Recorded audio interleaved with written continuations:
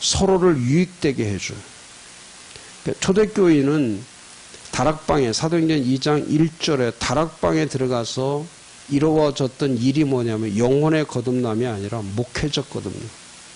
모든 사람에게 한 사람도 예외 없이 자기가 말 못해요. 사도 베드로도 마찬가지. 베드로가 어떻게 자기가 예수를 말할 수 있어요. 근데 성령이 그에게 오셔서 각 나라 사람들에게 말을 주면은 그건 자기도 모르게 그 말을 하는 거예요. 그게 목회적 거듭나는 거예요. 내가 말을 못해요. 근데 목회적으로 거듭나면 누구 앞에 쓰는지 그 말을 다 하는 거예요. 그리고 자기 재산과 소유를 팔아서 못 줘요. 근데 목회적 거듭난 사람은 자기 재산과 소유를 팔아서 사람들에게 줄 수가 있어요. 서로 교제하는 것도 마찬가지. 우리 교인들이 목회적 거듭남이 있는가 반드시 체크해줘.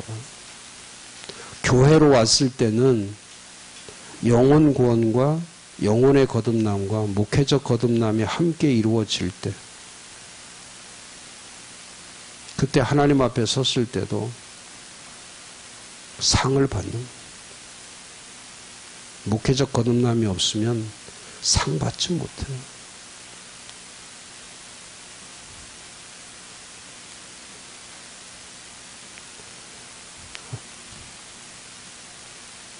예수님이 전했던 그 3대 메시지, 예수님이 전한 3대 메시지, 천국, 십자가, 상.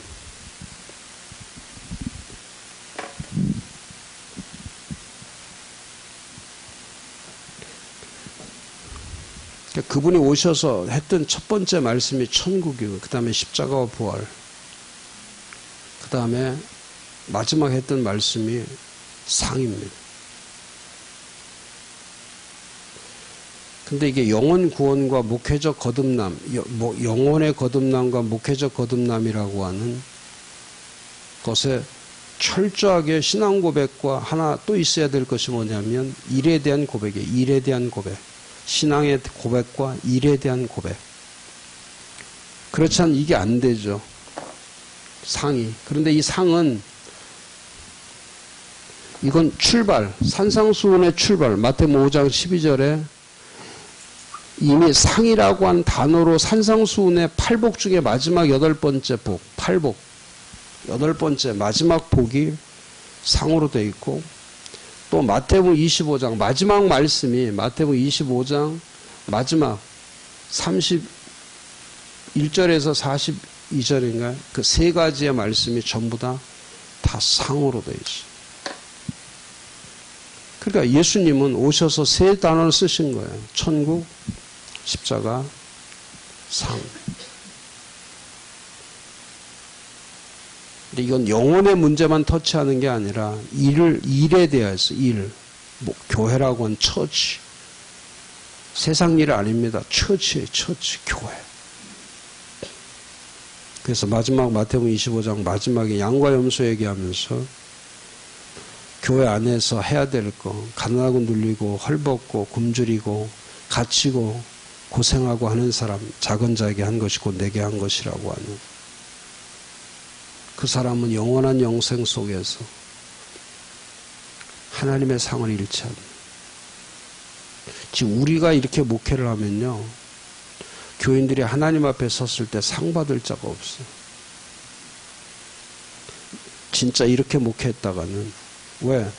마태복음 5장 12절에 주 예수 그리스도의 이름을 위하여 핍박을 받고 고난과 핍박, 박해를 받으면 기뻐하고 즐거워하라. 하늘에서 상이 크다. 지금 누가 핍박을 받고 누가 고난을 받고 누가 지금 예수 이름 때문에 그 길을 가려고 하는 사람이 누가 있겠어요? 그래서 목회 비전 축제는 목회의 청사진을 가르쳐 주는 거예요. 그리고 그 청사진 안에 함께 가는 거예요. 그 다음에 책임지는 교회를 만드는 거예요. 책임지는 교회. 사역을 이해하고 신뢰하고 책임지고 믿음으로 참여하는 거예요. 제가 도움 주는 교회 만들지 말고 도와주는 교회, 서로 위로하는 교회만 좋은 교회가 아니라 책임지는 교회. 사도행전 교회는 책임지는 교회. 서로 책임을 지는 거예요. 짐을 서로 지는 거예요. 책임을 지는 거예요.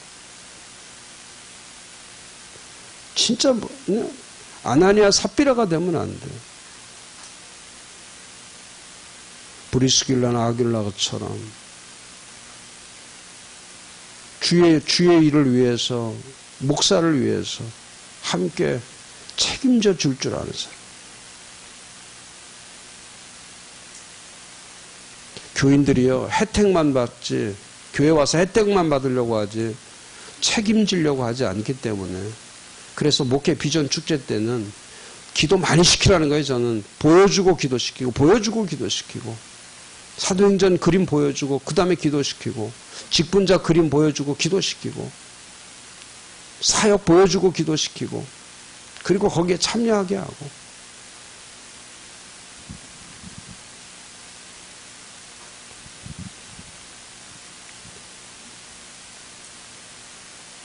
그 물질 만능주의,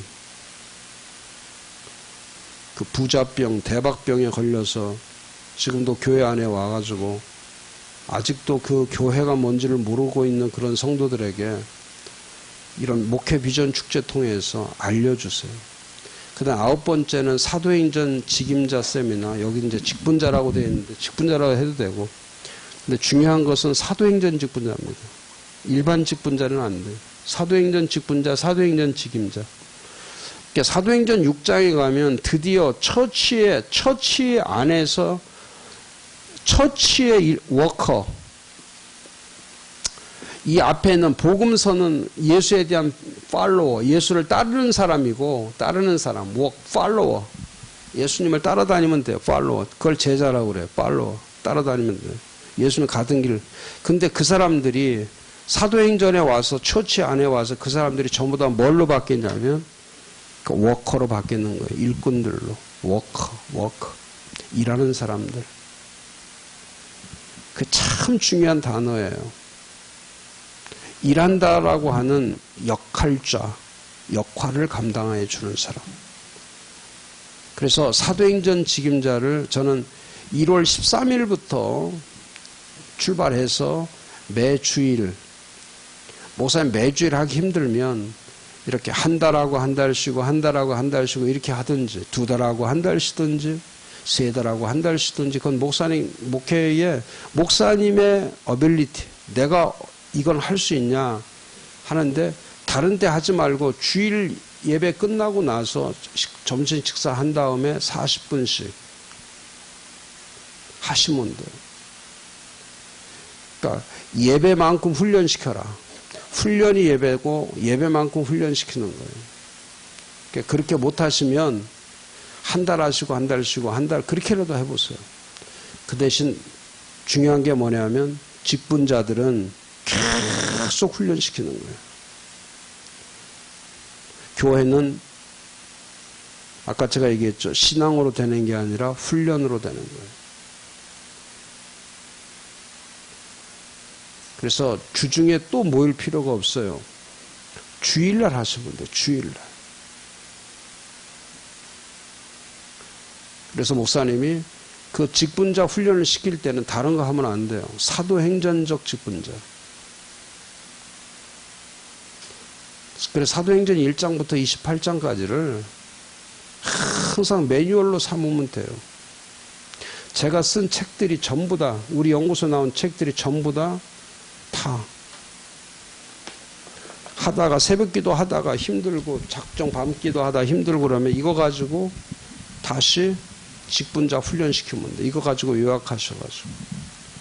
이 책은 목사님이 이거는 정말 교인들하고 씨름해야 될 책이에요. 이 책은. 거기 그 안에 보면은 사도행전적 사람, 목회, 처치, 이 세 단어, 사람, 목회, 교회, 사람, 목회, 교회, 이 세 단어가 중심축일 거예요. 사도행전적 사람. 일반인은 안 돼요. 팔로워가 되면 그냥 따라가는 신용을 내면 안 돼. 내가 현장에서 지금 일하고 있느냐. 그게 중요해요. 일하는 성도. 제가 교회 말씀할 때 무브먼트, 움직이는가. 우리 교회는 움직이는 교회냐, 멈춰있는 교회냐. 사도행전은 움직이는 교회이기 때문에 항상 역동성을 가지고 있는 거예요. 생명력이 있는 거예요. 그래서 사도행전 직임자나 직분자 세미나를 몇 번 이렇게 두 번, 세 번 해서 끝나려고 하지 말고 1년 내내 하시면 돼요. 1년 내내. 계속 돌아가면서 1년 내내. 근데 2015년에는 미리 목사님 준비하셔가지고 그건 계획을 세우세요. 제가 여기 계획표 안에는 항상 매주마다 이렇게 써 있어요. DTM. 그러니까 직임자 사역은 훈련이기 때문에 훈련은 계속 받으면 되걸랑요. 제가 전도 훈련 시킬 때 이번에도 이제 지난주에 그 100기 졸업했는데 100기 졸업하면서도 제가 느낀 것이 뭐냐면 거기 나와서 간증하는 분들의 얘기를 들어보면 이번에도 2명이 간증하는데 그 얘기 들어보니까 그렇게 나와서 울으면서 고백을 하면 돼요. 울으면서. 그러니까 훈련이 만들어내는 게 뭐냐면 눈물을 만드는 거예요. 훈련이 눈물을 만드는 거예요. 근데 그 사람이 보통 그냥 신앙생활을 한 거예요. 10여 년, 20년. 그냥 신앙생활을 한 거예요. 근데 그 사람이 훈련을 8주 받다 보니까 이제는 자기가 길에 서서 예수를 전하는 게 은혜라고 하면서 그 우는 거예요. 길에 서서 예수 전하는 게 은혜다.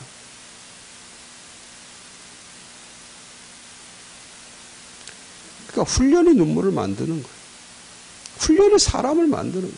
훈련이 신앙을 만드는 거예요. 근데 목사님들이 그냥 예배신앙으로만 키워보세요. 그 사람이 언제 그런 고백이 나오겠어? 언제 눈물을 흘리겠어? 이거는 자기 삶이 어려운 것에서 눈물을 흘리는 게 아니에요. 그건 그런 눈물이 아니에요. 하나님의 거룩한 일에 대한 재도전, 그리고 그 일을 해 나갔을 때 거기서 얻어지는 하나님이 주신 그건 새 눈물이란 말이에요. 새로운 눈물. 지금 우리 교인들의 눈에서 새 눈물이 필요한 거지. 매일 흘리던 짜는 눈물, 그게 무슨 의미가 있겠습니까?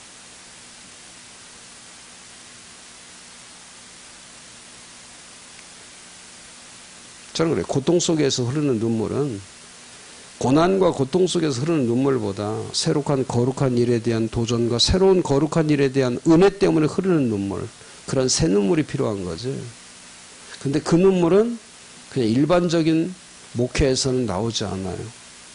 그건 훈련 가운데만 나오는 거예요. 훈련 가운데. 그래서 저는 직분자 훈련은 목사님 좀 힘들어도 주일날 하시라는 거예요. 주일날 40분. 길게 할 거 없어요. 40분 정도면 충분합니다. 40분 정도.